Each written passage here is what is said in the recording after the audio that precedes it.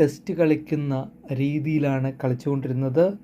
ഒരു കളിക്കാരനൊഴികെ ബാക്കി എല്ലാവരും വളരെ വലിയ രീതിയിൽ സ്ട്രഗിൾ ചെയ്തുകൊണ്ട് ബാറ്റ് ചെയ്യുന്നത് നമുക്ക് കാണാൻ സാധിച്ചു.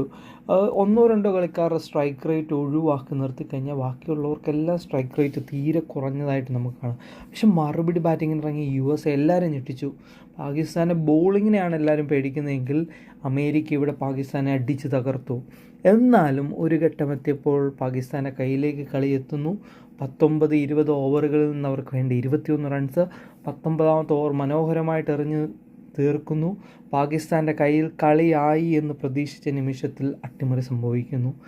രണ്ട് ടീമും നിശ്ചിത ഓവറിൽ തുല്യ റൺസ് നേടുന്നു. സൂപ്പർ ഓവറിലേക്ക് കളി പോകുന്നു.